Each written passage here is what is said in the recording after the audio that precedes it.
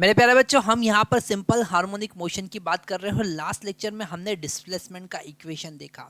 हमने देखा कि अगर हमें किसी सिंपल हार्मोनिक मोशन, कोई पार्टिकल जो एसएचएम परफॉर्म कर रहा है, उसके डिस्प्लेसमेंट का इक्वेशन एक्सटी जो होगा वो होगा A sine omega T plus phi.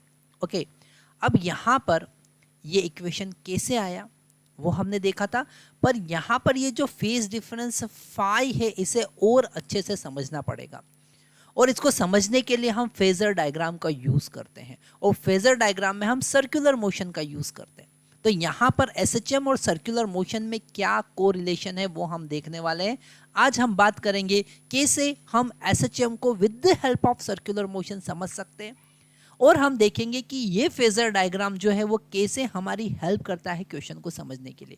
जब हम मल्टीपल पार्टिकल्स की बात करते हैं या एक से ज़्यादा एसएचएम की बात करते हैं और उनके बीच में हमको कोरिलेशन देखना होते हैं, तो फेजर डायग्राम हमारी बहुत ज़्यादा हेल्प करता है। आज हम बात करेंगे फेजर डायग्राम की सर्कुलर मोशन की हेल्प से। मान लेते हैं कि हमारे पास कोई पार्टिकल है जो सर्कुलर मोशन परफॉर्म कर रहा है। जैसे हमारी स्क्रीन पर यहाँ पर हमें सर्कल दिख रहा है, ओके, और ये एक पार्टिकल है जो इसके ऊपर सर्कुलर मोशन परफॉर्म कर रहा है। इसके ऊपर हमने दो डायमीटर कंसिडर किए। मान लेते हैं पहला डायमीटर ए बी डायमीटर है, ये पहला डायमीटर ए बी डायमीटर है, और दूसरा vertical diameter C D diameter है। ओके, दो डायमीटर हमने कंसिडर किए, और यहाँ पर जो इस सर्कुलर पाथ का रेडियस है वो है ए। कितना है यहाँ पर रेडियस? ए।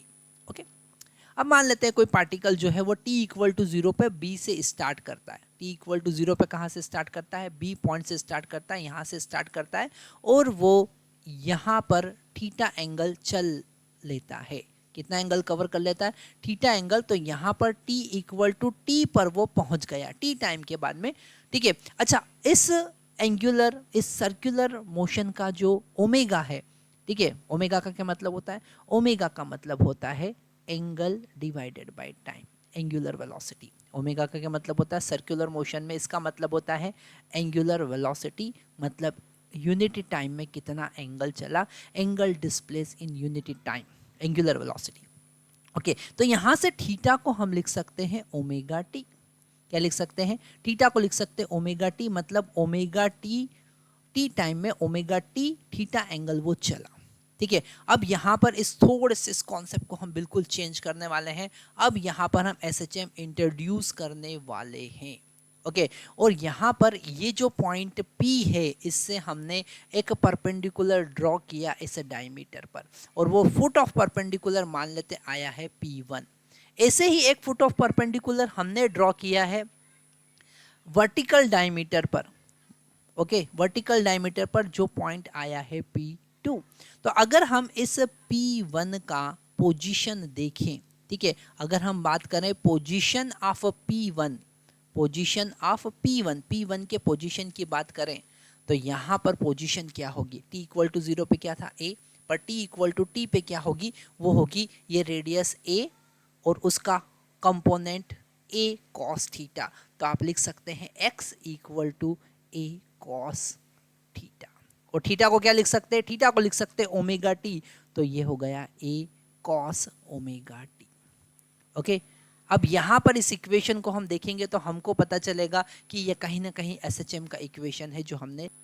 तो आप एसएचएम का साइंटिफिक डेफिनेशन, मैथमेटिकल डेफिनेशन लिख सकते हैं, वो है when a particle perform uniform circular motion then foot of perpendicular to any diameter from that particle perform simple harmonic motion, ठीक है। अगर ये पार्टिकल सर्कुलर मोशन परफॉर्म कर रहा है तो इसका foot of perpendicular any diameter क्या कर रहा है? सिंपल हार्मोनिक मोशन पर मूव कर रहा है। अच्छा, यहाँ पर एक और बात समझना है कि अगर हमने पार्टिकल को स्टार्ट किया है एक्सट्रीम पोजीशन पर, ये बड़ा इंपॉर्टेंट पॉइंट है जो आपको समझना है, क्योंकि इससे आगे और इंपॉर्टेंट पॉइंट और बनेंगे। पहले हम इस जो डेफिनेशन है इसको साइड में ले लेते हैं।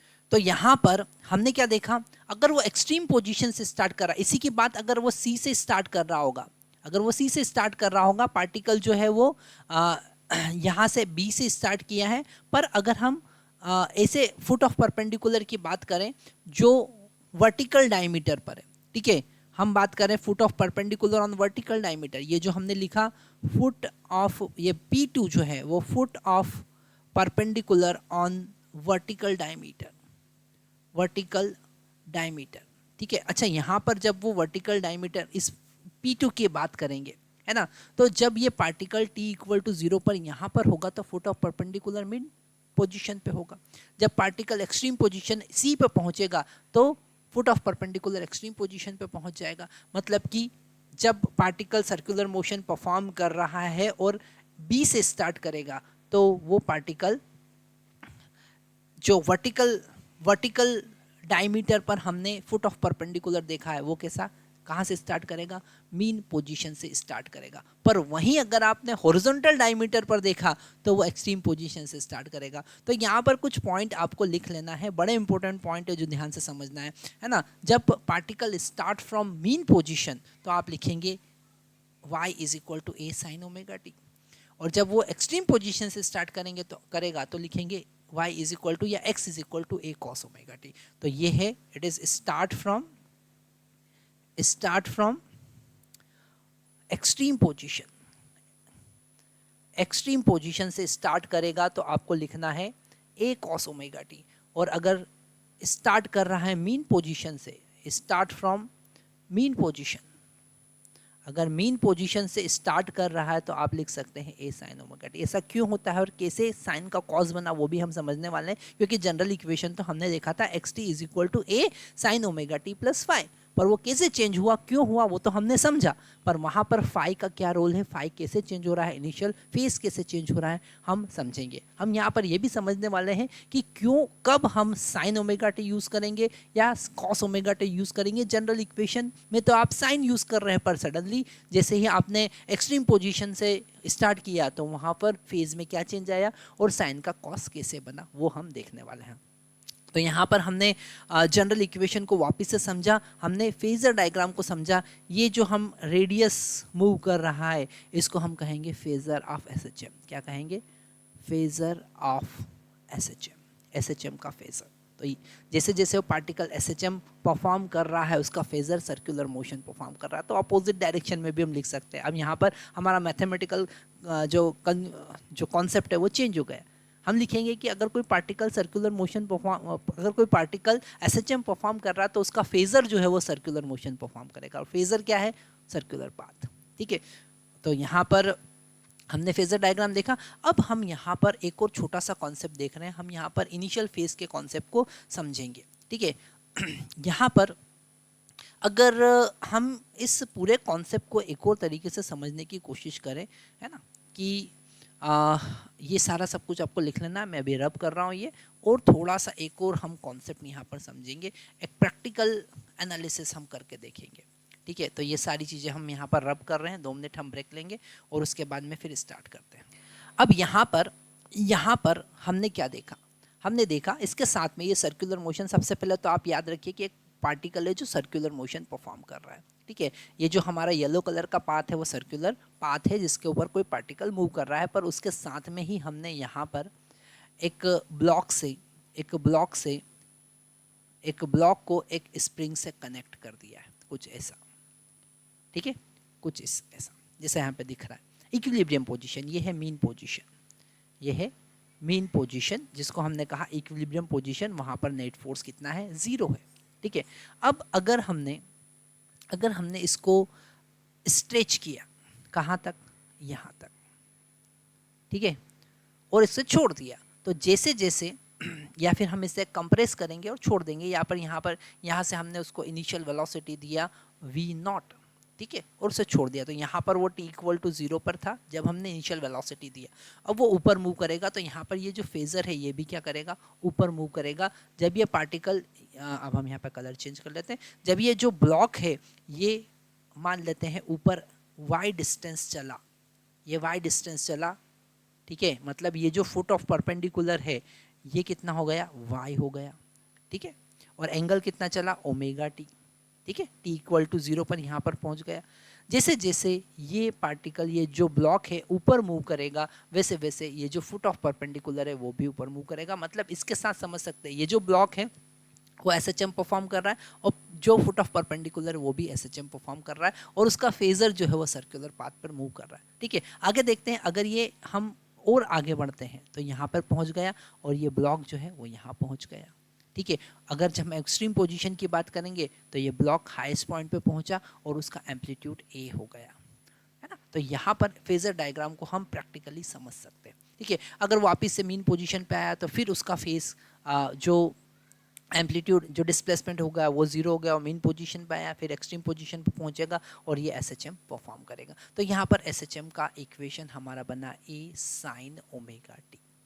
ठीक है, ए साइन ओमेगा टी अगर वो मीन पोजीशन से स्टार्ट कर रहा है, from mean position, starting from mean position, starting from mean position, okay, it is starting from mean position, okay, starting from mean position. तो यहाँ पर हमने कैसे सर्कुलर मोशन और कैसे एसएचएम को कंबाइन किया और कैसे जो पार्टिकल सर्कुलर मोशन परफॉर्म कर रहा था उसी का जो फुट ऑफ परपेंडिकुलर है वो एसएचएम परफॉर्म कर रहा है, मतलब उसका जो रेडियस वेक्टर है वो कैसे फेजर बन गया वो हमने देखा और उसका कैसे कैसे एंगल चेंज हो रहा है और वही है उसका इंस्टेंटेनियस फेज। ठीक है, अच्छा हम आगे बढ़ते हैं। यहाँ पर हमारे पास फिर से एक पार्टिकल है जो सर्कुलर मोशन परफॉर्म कर रहा है। ठीक है, और यहाँ पर हमने वर्टिकल डायमीटर लिया, हॉरिजॉन्टल डायमीटर लिया, पर अब इस पार्टिकल का जो मोशन है हम स्टार्ट कर रहे हैं t इक्वल टू 0 से, जब वो ऑलरेडी फाई एंगल पर था, इसलिए उसको कहा इनिशियल फेज, है ना। अब यहाँ पर और थोड़ा सा एंगल चला, मान लेते हैं t इक्वल टू टी पर उसने एंगल डिस्प्लेस किया ओमेगा टी। और अगर हम अब फुट ऑफ परपेंडिकुलर की बात करेंगे, अगर हम फुट ऑफ परपेंडिकुलर की बात करेंगे या y डिस्प्लेसमेंट की बात करेंगे तो y इज इक्वल टू हो जाएगा a sine omega T plus phi. मतलब कि जब वो मीन पोजीशन से स्टार्ट नहीं कर रहा है और किसी दूसरी पोजीशन से स्टार्ट कर रहा है तो वहां पर इनिशियल फेज है फाई, वहां पर इनिशियल फेज है फाई। टोटल फेज जो है, टोटल फेज, ये टोटल फेज कितना हो गया, ये टोटल फेज हो गया, ये टोटल फेज हो जाएगा ओमेगा टी प्लस फाई। कितना हो जाएगा, omega T plus phi total phase. तो ये इनिशियल फेज के कॉन्सेप्ट को हम समझा कि जब फेजर डायग्राम की हेल्प से हम रिप्रेजेंट कर रहे हैं तो इनिशियल फेज एंगुलर पोजीशन क्या है उसकी। ठीक है, तो यहाँ पर हमने एक्चुअल में वो इनिशियली यहाँ से स्टार्ट कर रहा था, तो ये जो है वो इनिशियल पोजीशन है जिसको हम वाई नॉट लिख सकते हैं, इनिशियल पोजीशन वहाँ से स्टार्ट कर रहा है, फिर वो आगे बढ़ा। तो यहाँ पर इस फेज के अकॉर्डिंग हम उसकी पोजीशन बता सकते हैं और उसकी डायरेक्शन भी बता सकते हैं कि किस डायरेक्शन में मूव कर रहा होगा वो। ठीक है, यहाँ पर हमको पता चल रहा है कि ये इनिशियल फेज है, थोड़ा ध्यान से समझते हैं। ठीक है, इस फेज की एक 4 पर्टिकुलर केसेस हो सकते हैं। जब यहाँ पर जब फेज आपने जो उसका फेजर डायग्राम जो है, फेज जो यहाँ पर उसका फेजर है वो यहाँ पर है और स्टार्टिंग यहाँ पर कर रहा है, इसका मतलब वो यहाँ से एक्सट्रीम पोजीशन की तरफ मूव कर रहा है। पर वही फेजर यहाँ से भी स्टार्ट हो सकता है, वही फेजर यहाँ से भी स्टार्ट हो सकता है। तो यहाँ पर अब इनिशियल फेज जो है वो 90 प्लस 5 हो जाएगा। ठीक है, और इस केस में वो वर्टिकल डाउनवर्ड मूव करेगा। तो 4 अलग अलग केस हो सकते हैं। यहाँ पर अगर फेज यहाँ पर है, मान लेते हैं वो यहाँ से स्टार्ट हो रहा है, इसका मतलब वो एक्सट्रीम वो टुवर्ड द सेंटर मूव कर रहा है, और यहाँ पर है तो अवे फ्रॉम द सेंटर वो मूव कर रहा है। ऐसे 4 मतलब फेजर डायग्राम जो है वो वेलोसिटी की डायरेक्शन भी बताता है। ठीक है, फेज जो है, फेज वैल्यू जो है वो वेलोसिटी की डायरेक्शन भी बताता है। इससे रिलेटेड एक न्यूमेरिकल हम करते हैं तब आपको ये सारे कॉन्सेप्ट और अच्छे से समझ में आएंगे।